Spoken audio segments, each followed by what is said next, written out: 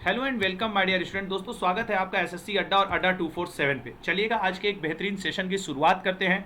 शाम के लगभग 7:15 हो चुके हैं, तो क्यों ना हम लोग एक ऐसे जीएस के इंपॉर्टेंट एमसीक्यू का जो हम लोग रोज करते हैं उसको लगातार कंटिन्यूटी मेंटेन करते हैं। और हाँ, आपको पता ही है कि आज टीचर्स डे है, तो सभी को हैप्पी टीचर्स डे, सभी को बहुत बहुत बधाई भाई इस टीचर्स डे की। तो मेरे जितने भी दोस्त हैं, अभिषेक, नंद कुमार जी, बिल्कुल सभी लोग, अच्छा है, आप अब कर सकते हैं। चलो सेशन की शुरुआत करते हैं और सेशन की शुरुआत होगी दोस्त इन 5 अड्डा की वेल डिजाइंड बुक से, जो आपको हार्ड कॉपी के रूप में मिलेंगी। इंग्लिश और हिंदी दोनों ही माध्यम में अवेलेबल है दोस्तों। तो आप लोग क्या कर सकते हैं, इंग्लिश और हिंदी दोनों ही माध्यम में इस बुक को लेकर के ज्यादा से ज्यादा इसका लाभ उठा सकते हैं। और दोस्तों याद रखना, इसमें जो एमसीक्यू का लेवल है ना, वो भी 3 लेवल पे है, मॉडरेट लेवल, इजी लेवल और आपके टफ लेवल। ठीक है, तो शुरुआत करते हैं अपने इस सेशन की। पहला क्वेश्चन आपकी स्क्रीन पे लाता हूं दोस्तों, और ये जो पहला क्वेश्चन होगा बड़ा सोच समझ के आंसर करिएगा, रुक नहीं जाना है, आंसर समझ के करना है। और पहला क्वेश्चन आपके स्क्रीन पे ये रहा, एक खींचे गए रबड़ बैंड में किस प्रकार की ऊर्जा होती है। तो भैया आप बताइएगा, एक खींचे गए रबड़ बैंड में किस प्रकार की ऊर्जा होती है। तो मैं आज आपके बहुत ज्यादा कमेंट्स नहीं ले पाऊंगा, इसके लिए क्षमा करिएगा दोस्तों। एक खींचे गए रबड़ बैंड में हम लोग बहुधा देखे हैं दोस्त, भाई मैग्नेटिक एनर्जी का तो कोई चांस ही नहीं उठता, फिक्स्ड एनर्जी नहीं, जब वो खींच लिया गया तो फिक्स्ड कैसे होगा। और पोटेंशियल और काइनेटिक में दोस्त आपके लिए थोड़ा कंफ्यूजन भरा स्थिति होगा। बिल्कुल दोस्त, इसका जो राइट आंसर है वो क्या हो जाएगा, काइनेटिक एनर्जी। क्लियर है ना, काइनेटिक एनर्जी इसका राइट आंसर हो जाएगा। चलिएगा आगे बढ़ते हैं अगले क्वेश्चन पे। मानव शरीर का कौन सा अंग निमोनिया से प्रभावित होता है। मैं दोस्त यहां पे आपको एक पॉइंट बताना चाहूंगा कि मानव शरीर में ऐसे कई अंग हैं जो भाई बीमारी से प्रभावित तो होते ही हैं। जब आप बीमार होंगे तो आपके अंग तो प्रभावित होंगे ही। बहुत सारे वायरस से, बैक्टीरिया से, फंगस से, प्रोटोजोआ से प्रभावित अंगों के आपसे नाम पूछता है। जैसे दोस्त आपसे सिर्फ यही नहीं, ये ठीक है कि इसका आंसर आप बड़े आसानी से कर दोगे, सर फेफड़ा प्रभावित होता है, लंग्स प्रभावित होते हैं। मैं आपको कुछ और भी दे रहा हूं ऑप्शंस, जरा उसमें भी बताइएगा कि उनसे कौन से प्रभावित होते हैं। जैसे दोस्त मैं आपसे एक पूछने जा रहा हूं कि यदि किसी व्यक्ति को टाइफाइड हो जाए, यदि किसी व्यक्ति को टाइफाइड हो जाएगा तो उसका कौन सा अंग प्रभावित होगा। कॉलरा या जिसे आप हिंदी में हैजा कहते हो, तो उसका कौन सा अंग प्रभावित होगा। और यदि दोस्त किसी व्यक्ति को काली खांसी या वूपिंग कफ हो जाए तो उसका कौन सा अंग प्रभावित होगा, बताइएगा दोस्तों। दोस्त निश्चित टाइफाइड में आपका आंत या फिर इंटेस्टाइन प्रभावित होगा, टाइफाइड में आंत। दोस्त हैजा या कॉलरा में भी आपका आंत या इंटेस्टाइन प्रभावित होगा। और काली खांसी, वूपिंग कफ में दोस्त आपका रेसिप्रेटरी सिस्टम, श्वसन तंत्र प्रभावित होगा। क्या प्रभावित होगा, श्वसन तंत्र प्रभावित होगा। तो याद रहेगा इसका आंसर। चलिए अगला क्वेश्चन पे जाते हैं, देखते हैं नेक्स्ट क्वेश्चन क्या है। नेक्स्ट, प्रकाश, रेडियो तरंगे तथा एक्स किरणें किस प्रकार की तरंगे होती हैं। जो लाइट वेव्स होती हैं, रेडियो वेव्स होती हैं और जो एक्सरेज होती हैं दोस्त, ये किस प्रकार की तरंगे होती हैं, ये आपको बताना है। बड़ा ही शानदार क्वेश्चन है भैया, तो बड़ा सोच समझ के इसका आंसर करिएगा, बताइएगा दोस्तों क्या इसका राइट आंसर है। बहुत सोच समझ के आंसर करिए और बताइएगा। बिल्कुल दोस्त, थर्ड क्वेश्चन का जो राइट आंसर है वो होगा इलेक्ट्रोमैग्नेटिक वेव। क्लियर है ना, हम लोग लाइट वेव को भी सम टाइम इलेक्ट्रोमैग्नेटिक वेव और रेडियो वेव्स को तो कहते ही कहते हैं। ठीक है ना। अच्छा, प्रकाश की चाल सबसे ज्यादा कहां होती है, जरा बताइएगा। 3 × 10⁸ मीटर पर सेकेंड, ये तो हम लोग को पता है, लेकिन कहां पे होती है, याद रखिएगा, वैक्यूम में या फिर निर्वात में प्रकाश की चाल 3 × 10⁸ मीटर पर सेकेंड होती है। अगला क्वेश्चन, जब एक चल वस्तु की गति दुगनी हो जाती है। आज के जो क्वेश्चंस है बहुत शानदार, साइंस के सारे क्वेश्चन हैं, 20 के 20 क्वेश्चन दोस्त साइंस से रिलेटेड हैं और शानदार हैं। जब एक चल वस्तु की गति 2 गुनी हो जाती है तो उसकी गतिज ऊर्जा, जो उसकी दोस्त काइनेटिक एनर्जी है, ½ mv² है दोस्त, वो कितनी हो जाएगी, 2 गुनी हो जाएगी, 4 गुनी हो जाएगी, समान रहती है या 3 गुनी बढ़ जाती है। दोस्तों इसका जो राइट आंसर है वो क्या होगा, जब एक चल वस्तु की गति 2 गुनी हो जाती है तो उसकी गतिज ऊर्जा दोस्त कैसी हो जाएगी, निश्चित तौर पे उसकी जो गतिज ऊर्जा है दोस्त वो चौगुनी बढ़ जाती है। मतलब दोस्त इस क्वेश्चन का आपका बी ऑप्शन करेक्ट है, इस क्वेश्चन का बी ऑप्शन बिल्कुल दोस्तों आपका करेक्ट है। अगला क्वेश्चन, इनमें से किस भारतीय को भौतिक विज्ञान के लिए नोबेल पुरस्कार प्रदान किया गया है। नोबेल पुरस्कार दोस्त, जो कि विज्ञान के क्षेत्र का सबसे बड़ा और आपके दुनिया का सबसे बड़े पुरस्कारों में जिसकी एक गणना होती है, रसायन के क्षेत्र में, भौतिकी के क्षेत्र में, मेडिकल के क्षेत्र में, साहित्य के क्षेत्र में, शांति के क्षेत्र में, इन सारे ही एरिया में क्या दिया जाता है, नोबेल पुरस्कार दिया जाता है। तो दोस्तों इनमें से किस भारतीय को भौतिक विज्ञान के लिए नोबेल पुरस्कार प्रदान किया गया था, निश्चित तौर पे दोस्त पांचवें का सी ऑप्शन, जेसी बोस साहब को भौतिकी का नोबेल पुरस्कार प्रदान किया गया था। याद रहेगा सभी को, बिल्कुल एकदम रट लेना, समझ लेना और तब अगला आंसर करना। नेक्स्ट क्वेश्चन, विबग्योर स्पेक्ट्रम का संबंध किससे है। विबग्योर दोस्त हम लोग जानते हैं, वी से क्या होगा वायलेट, आई से इंडिगो, बी से ब्लू, जी से आपका ग्रे और आपका वाई से येलो, ओ से ऑरेंज और आर से रेड। तो ये जो जी से आपका ग्रीन कलर है भाई, ठीक है, विबग्योर। तो ग्रे मेरे मुंह से निकला था, sorry for that. VIBGYOR spectrum is related to, निश्चित तौर पे दोस्त साउंड से रिलेटेड तो नहीं है, गति से भी विबग्योर का संबंध नहीं है, ऊर्जा से भी संबंध नहीं है। इसका राइट आंसर है light. VIBGYOR spectrum is related to light. याद रहेगा, मजेदार है, आगे बढ़ा जाए, चलिएगा नेक्स्ट क्वेश्चन। अब भैया एक बार शेयर और लाइक वाले काम तो हो जाने चाहिए ना, आज आप लोग के भरोसे है शेयर और लाइक। किस यंत्र का प्रयोग करके भूकंप की तीव्रता मापी जाती है। दोस्त यदि हम लोग भूकंप की तीव्रता की बात करें तो ऑप्शन देखोगे, डायनोमीटर बिल्कुल नहीं, सिस्मोग्राफ पता नहीं, फेदोमीटर नहीं हो सकता, मैग्नेटोमीटर नहीं हो सकता, तो भैया सिस्मोग्राफ। क्लियर है ना, सिस्मोग्राफ इसका राइट आंसर होगा, एकदम सही आंसर होगा, ठीक है ना। किस यंत्र का प्रयोग करके भूकंप की तीव्रता मापी जाती है, तो सिस्मोग्राफ का प्रयोग करके भूकंप की तीव्रता मापी जाती है। अगला, विद्युत वहन के लिए किसे उत्तम समझा जाता है, बताइएगा। Who is considered best for carrying electricity. Electricity को कैरी करने के लिए सबसे अच्छा इसमें से कौन से हैं, आपके रेडिएटर्स हैं, कंडक्टर्स हैं, वेक्टर्स हैं, या फिर दोस्त आपका रेगुलेटर्स है। तो बताइएगा दोस्त, आठवें क्वेश्चन का निश्चित तौर पे for carrying electricity conductor are used. Clear है ना, कंडक्टर वो चीजें होती हैं जो कैरिंग इलेक्ट्रिसिटी होती हैं। अच्छा, सेमी कंडक्टर क्या होता है, ये तो कंडक्टर है, एक इंसुलेटर होता है जिससे करंट पास ही नहीं हो सकता, सेमी कंडक्टर। दोस्तों semi conductor a material whose electrical property lies between insulator and conductor, that is called the semiconductor। अब ये भी आगे चल के 2-3 भाग में बढ़ते हैं, extrinsic, extrinsic, P type, N type, बहुत कुछ है सेमीकंडक्टर के अंतर्गत। तो कंडक्टर वो चीज जिनसे करंट चली जाए, semiconductor partially yes partially no, और इंसुलेटर भैया बिल्कुल नहीं, ठीक है ना। अगला क्वेश्चन, वनस्पतियों में जीवन होता है, यह संशोधन किसने किया था। हरगोविंद खुराना जी ने, हिप्पोक्रेटस ने, एडवर्ड जेनर ने, या जेसी बोस ने। वनस्पतियों में जीवन होता है, इसका शोध किसने किया था। निश्चित तौर पे दोस्त इसका जो शोध किया था वो किसने किया था, आपके 9वें क्वेश्चन का जो राइट आंसर है दोस्त वो क्या है, जेसी बोस। क्लियर है, जगदीश चंद्र बसु ने, बोस ने इसका खोज किया था कि वनस्पतियों में भी जीवन होता है। वैसे मैं आपको एक बात बताऊं कि सबसे पहले कई चीज खोजने का श्रेय भारतीयों के ही पास है, लेकिन हम लोग उस समय बड़े पीछे रहा करते थे, चीजों को ना रजिस्टर्ड नहीं कराते थे, पेटेंट नहीं कराते थे, तो वो श्रेय बाद में विदेशियों को मिल जाता था। इसलिए आप जो भी कार्य करें दोस्त, मेरा आपसे एक बार रिक्वेस्ट है कि आप लोग उसको क्या करें, पेटेंट जरूर कराया करें, रजिस्टर्ड जरूर कराया करें। इतिहास इसीलिए पढ़ाया जाता है कि अपनी गलतियों से आदमी सीखे।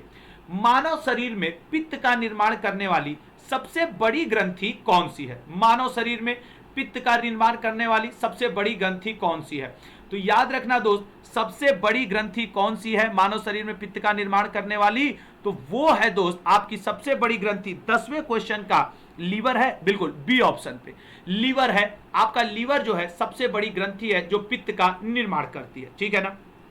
अच्छा, अगला क्वेश्चन, आनुवंशिकता के अध्ययन को क्या कहा जाता है। What is the study of hereditary call. Anatomy, cytology, gynaecology या जेनेटिक्स? भैया देखो, इसमें एक तो कोशिका का अध्ययन है, तो ए बी सी डी चार ही हैं। निश्चित तौर पे दोस्त आनुवंशिकता है, तो आपका जेनेटिक्स। क्लियर है ना? इसका आंसर क्या हो जाएगा? Genetics is the right question for that answer. ठीक है ना? Right answer for that question. ठीक है ना? अगला क्वेश्चन आपकी स्क्रीन पे ये रहा, कार्बन डाइऑक्साइड की प्रकृति कैसी होती है? तो दोस्तों जरा बताइएगा, कार्बन डाइऑक्साइड की प्रकृति कैसी होती है? तो ज्वलनशील होता है, गंधहीन होता है, या पीलापन लिए होता है, या खट्टा? ठीक है ना? तो बताइएगा दोस्त, इसकी प्रकृति कैसी होती है, नेचर कैसा होता है? 12वें क्वेश्चन का दोस्त जो राइट आंसर है वो क्या है? गंधहीन। कार्बन डाइऑक्साइड गंधहीन होती है, अडरलेस होती है। ठीक है ना? गंधहीन गैस होती है। अच्छा दोस्तों, एक आपसे और निवेदन है, आप लोग जान ही रहे हो कि इस समय हम लोग speak up for SSC and railway movement चला रहे हैं। क्या चला रहे हैं? Speak up for SSC and railway. ठीक है ना स्टूडेंट्स? इसके लिए हम लोग एक मुहिम चला रहे हैं, पूरे यूट्यूबर्स चला रहे हैं, जितने भी फैकल्टीज हैं यूट्यूब पे, सभी respected faculties speak up for SSC and railway students का मूवमेंट चला रहे हैं। इसको ज्यादा से ज्यादा सहयोग दीजिए, इसको आगे बढ़ाइए दोस्त। ये आपके लिए चलाया गया मूवमेंट है, इसमें आपका सहयोग बहुत अपेक्षित है। हम उम्मीद करते हैं कि इस speak up for SSC and railway students के मुहिम को, मूवमेंट को हम लोग लगातार आगे बढ़ाएंगे जब तक कि रेलवे का एग्जाम ना हो जाए। क्लियर है ना? तो सभी लोग इसमें साथ दीजिएगा। ये नहीं कि एक लिमिट तक चला उसके बाद फिर पीछे हट जाए ना, बिल्कुल पीछे नहीं हटना है जब तक कि हम लोग के एग्जाम का डेट ना हम लोग को मिल जाए।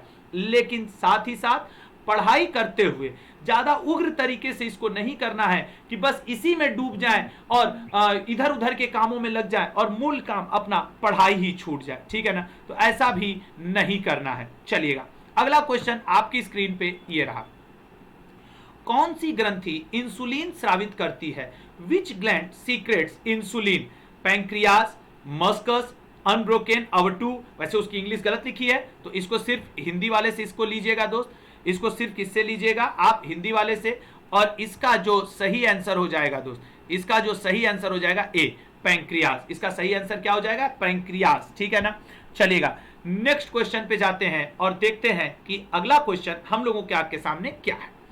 मांसपेशियों में किस द्रव के एकत्रित होने से थकावट होती है? मतलब दोस्त, जब हम लोग थकान का अनुभव करते हैं, कई बार ऐसा होता है कहीं से दौड़ के आते हैं, कुछ काम करके आते हैं, कुछ हैवी वर्क करके आते हैं, तो हम लोगों को थकान का अनुभव होता है। ऐसी स्थिति में दोस्त आपको सिर्फ इतना बताना है, मांसपेशियों में किस द्रव के एकत्रित होने से थकावट आती है।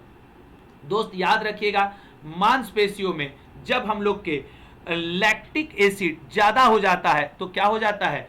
थकावट का हम लोग अनुभव करते हैं। ठीक है ना? थकावट का हम लोग अनुभव करते हैं। ठीक है ना? तो ये चीज आप लोगों को ध्यान रखना होगा। अगला क्वेश्चन, निम्न में से कौन सी धातु इस्पात के बराबर मजबूत किंतु भार में उससे आधी होती है? Which of the following metal is as strong as steel but half of it in weight? तो बताइएगा, निम्न में से कौन सी धातु इस्पात के बराबर मजबूत किंतु भार में उससे आधी होती है? तो भैया भार में आधी है लेकिन मजबूती वही है, तो ये तो ज्यादा अच्छी चीज हुई ना दोस्त। तो निश्चित तौर पे दोस्त टाइटेनियम। क्या होता है? टाइटेनियम। टाइटेनियम को दोस्त हम लोग युद्धों में भी प्रयोग करते हैं, इसीलिए दोस्त हम लोग टाइटेनियम को स्ट्रेटेजिक मेटल भी कहते हैं। मतलब ये जो वायुयान वगैरह होते हैं, जेट प्लेन्स जो होती हैं, फाइटर प्लेन्स जो होती हैं दोस्त, उनको बनाने में हम लोग टाइटेनियम का ही प्रयोग करते हैं, क्योंकि भाई भार, मजबूती तो लोहे के समान है लेकिन भार में उसकी आधी है। तो इसीलिए टाइटेनियम को हम लोग एक और किस नाम से जानते हैं दोस्त? तो स्ट्रेटेजिक मेटल के नाम से हम लोग जानते हैं टाइटेनियम को। अगला क्वेश्चन, पेंसिलिन की खोज किसने की थी? Who discovered penicillin? Alexander Fleming, Alexander Graham Bell, Edward Jenner या लुई पास्चर? भाई देखो, ग्राहम बेल साहब फोन की खोज किए थे, जेनर और पास्चर साहब वो तो पास्चुराइजेशन ऑफ मिल्क वगैरह से संबंधित हैं। टीके का खोज किया था एडवर्ड जेनर ने। तो एक ही ऑप्शन बचता है, अलेक्जेंडर फ्लेमिंग। तो इस क्वेश्चन का राइट आंसर क्या हो जाएगा दोस्त? Alexander Fleming is the right answer for that question. भूलेंगे तो नहीं? ऐसा तो नहीं हो रहा कि भैया आपसे मिस हो रहा है, नहीं दोस्त, बिल्कुल मिस मत करिएगा, बहुत ही शानदार है। और ये साइंस के जो 20 के 20 क्वेश्चन है दोस्त, रट लेना। याद है तो अच्छी बात है, नहीं याद है तो कम से कम रट के तो रहेंगे, ठीक है ना। चलेगा, नेक्स्ट क्वेश्चन पे जाएंगे और देखेंगे कि अगला क्वेश्चन क्या है। परम शून्य ताप एट एब्सोल्यूट जीरो टेम्परेचर, पानी जमना शुरू हो जाता है या आणविक गति उसकी अवरुद्ध हो जाती है या सभी गैसें द्रव में बदल जाती हैं या उपरोक्त सभी। परम शून्य ताप पे क्या होता है? चारों ऑप्शन आपके सामने मौजूद हैं दोस्त, और चारों के ही आप क्या कर सकते हैं, आंसर कर सकते हैं। बताइएगा, बिल्कुल मैं आपके आंसर का वेट कर रहा हूं। और दोस्तों यहां पे मेरा आपसे एक रिक्वेस्ट है, आज टीचर्स डे है तो मैं सिर्फ इतना ही कहूंगा दोस्त, selection as soon as possible ले लो। क्लियर है ना? वैकेंसीज कम हो गई हैं, अभी आपकी जानकारी के लिए बताएं दोस्त, इसका आंसर अभी होगा, पहले आंसर ही कर दूं, फिर आपसे 2 मिनट में बात करना चाहूंगा। 17वें का बी ऑप्शन है, ठीक है। तो मैं आपको बताऊं दोस्त कि वैकेंसीज कम हो गई हैं। आईबीपीएस क्लर्क में आप देखिए, अभी जो हर साल 15,000 20,000 वैकेंसीज लाया जाता था दोस्त, इस बार वो वैकेंसीज एवर हमेशा से कम आया है। मात्र शायद 1567 वैकेंसीज आई हैं। शुरू में पीओ की जो वैकेंसी आई थी दोस्त 1100 आई थी, फिर 200 सीट वो बढ़ गई। तो चाहे बैंकिंग सेक्टर हो चाहे एसएससी सेक्टर हो, दोनों ही सेक्टर्स में जॉब की मारामारी बढ़ गई है। तो आपसे एक रिक्वेस्ट है कि इस जॉब की मारामारी में आप न फंसें, एज सुन एज पॉसिबल एक अच्छी जॉब लें और आगे बढ़ें। क्योंकि दोस्त ऐसा नहीं है कि सभी स्टूडेंट बहुत सीरियस है पढ़ने के लिए, नहीं, कुछ तो बस दिखावा करते हैं। आपको सीरियस होना है, आपको अपनी जॉब लेनी है, यह बात आपको ध्यान रखना है। 18वां क्वेश्चन, सिलिकॉन क्या है? सिलिकॉन दोस्तों बहुत ही आसान आंसर है कि सिलिकॉन क्या है। ये एक क्वेश्चन, ये पर्टिकुलर एक क्वेश्चन मैं आपको होमवर्क के रूप में देना चाहूंगा और आप इसका आंसर कमेंट बॉक्स में जाकर के जरूर करिएगा। आप इसका आंसर कमेंट बॉक्स में जाकर के जरूर करिएगा कि सिलिकॉन क्या है। तो ये कंडक्टर है, सेमीकंडक्टर है, इंसुलेटर है या इनमें से कोई नहीं। क्लियर है? ये आप कमेंट बॉक्स में जाकर के जरूर आंसर करिएगा। 19वां क्वेश्चन, निम्नलिखित में से कौन सी किरणें आंखों से नहीं देखी जा सकती हैं? अल्ट्रावायलेट या गामा या इंफ्रारेड या ऑल ऑफ द एबव। आपको बताना है आप अपनी आंखों से कौन सी किरण नहीं देख पाते हो। अच्छा, इसका आंसर देने के लिए आप बहुत ही छोटा सा कॉमन सेंस उपयोग करेंगे और आप इसका आंसर दे लेंगे, ठीक है। चलिए मैं आपसे बात करता हूं इसके ऊपर। क्या आपने अल्ट्रावायलेट रेज को खुली आंखों से देखा है? क्या आपने गामा रेज को कभी खुली आंखों से देखा है? क्या आपने इंफ्रारेड को कभी खुली आंखों से देखा है? नहीं ना। तो फिर भाई जाहिर सी बात है कि इसका आंसर क्या सही हो जाएगा? डी ऑप्शन इसका करेक्ट हो जाएगा। डी ऑप्शन इसका बिल्कुल करेक्ट हो जाएगा। ये रहा अगला क्वेश्चन, आंधी के आगमन के पूर्व बैरोमीटर में पारे का स्तर आपको बताना है कि क्या हो जाता है। सामान्य स्तर के नीचे आ जाएगा या सामान्य स्तर से ऊपर चला जाएगा या सामान्य स्तर से ऊपर नीचे बदलता रहेगा या परिवर्तित नहीं होगा। तो दोस्तों मैं आपको बताऊं, सामान्य स्तर से नीचे जाएगा। क्लियर है? 20वें का ए ऑप्शन बिल्कुल करेक्ट है। 20वें क्वेश्चन का ए ऑप्शन बिल्कुल करेक्ट है। आंधी के आगमन के पूर्व बैरोमीटर में पारे का स्तर सामान्य स्तर के नीचे चला जाएगा, ठीक है ना। अच्छा दोस्तों, आप में से बहुत सारे लोग तैयारी कर रहे हो और अक्सर पूछते रहते हो कि सर पढ़ने के लिए बेस्ट बुक कौन सी है। दोस्तों मैं आपको बताना चाहूंगा कि वर्तमान में अड्डा 247 की टीम ने बहुत ही सोच समझ करके और बहुत ही अच्छे तरीके से आपके सामने कुछ बुक्स लाए हैं दोस्त, जो हार्ड कॉपी के रूप में अवेलेबल हैं।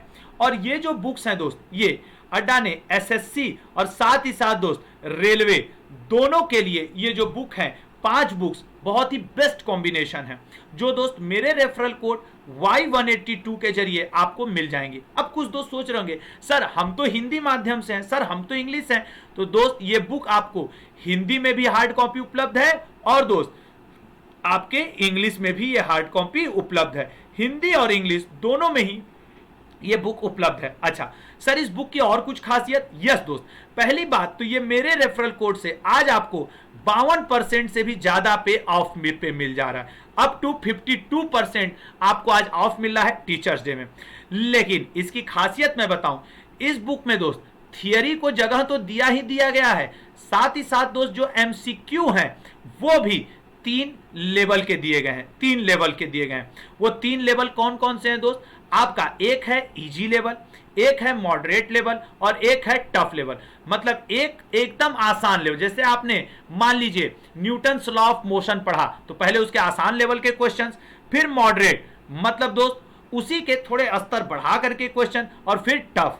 तो दोस्त ये बुक इजी और मॉडरेट आपका रेलवे कवर कर लेगा और टफ लेवल तक पहुंचते पहुंचते आप एसएससी के हर एग्जाम को कवर कर लोगे। तो हुई ना शानदार बुक, ट्रस्ट करना, ये बुक पांचों बहुत ही शानदार है जो हिंदी और इंग्लिश में है। अच्छा, अब कुछ दोस्त कहेंगे सर मेरी तो तैयारी पूरी हो चुकी है, मैं तो बुक से पहले पढ़ चुका हूं, मैं क्यों लूं? हाँ बिल्कुल दोस्त, तब आपको ये बुक लेने की जरूरत नहीं है। आपको अब क्या करने की जरूरत है दोस्त? तो आपके लिए ये जो मैं बताना चाह रहा था दोस्त, अब आप ना बुक लो ना कोई वीडियो कोर्स लो, बस आप एक चीज करिए बेटा, अपनी तैयारी का जायजा कर लो कि आपको जिस चीज पे भरोसा है वो तैयार है कि नहीं। एसएससी, सीजीएल, सीएचएसएल और अदर्स एग्जाम के लिए ये है एसएससी अड्डा का टेस्ट सीरीज, जो कि बहुत ही अनुभवी फैकल्टीज और बहुत सोच समझ के बनाया गया है। और आपको पता है अड्डा पूरे भारत में ऑनलाइन प्लेटफॉर्म, ऑफलाइन प्लेटफॉर्म पे अपने कंटेंट, अपने टेस्ट सीरीज, अपने क्वेश्चंस के लिए फेमस है। तो ये जो टेस्ट सीरीज है दोस्त, ये भी मेरे रेफरल कोड Y182 से दोस्त आपको क्या मिलता है, 52% से भी ज्यादा पे ऑफ पे मिल रहा है। लेकिन हाँ, आज ही भर ये ऑफर है क्योंकि आज है टीचर्स डे। तो दोस्तों अधिक से अधिक 200-400 रुपए में आपको एक बेहतरीन टेस्ट सीरीज मिल जाएगी, वो भी 1 साल के लगभग सब्सक्रिप्शन के साथ। देते रहो टेस्ट जब तक आपको ये ना लगने लगे कि नहीं भैया आप सिलेक्शन हो जाएगा। तो मेरे प्यारे दोस्तों, आप इस एसएससी का टेस्ट सीरीज लेके अपनी तैयारी का जायजा ले सकते हो। साथ ही साथ दोस्त आप इस एसएससी रेलवे के 5 वेल डिजाइंड बुक को लेकर के तैयारियों का जायजा कर सकते हो। तो मेरा आपसे रिक्वेस्ट है दोस्त कि जरूर और जरूर इन बैच को ज्वाइन करें, इन बैच में शामिल हो, इस 5 अच्छी शानदार बुक को ऑर्डर करें, मेरे रेफरल कोड Y182 का प्रयोग करें और जल्दी से जल्दी जुड़ जाएं हमारी टीम के साथ। होप सो दोस्त आज का सेशन आपको पसंद आया होगा। साइंस के जो 20 क्वेश्चंस मैंने आपको बताए वो आपके लिए क्लियर होंगे। आपको फिर से बता दूं मेरा रेफरल कोड क्या है, Y182।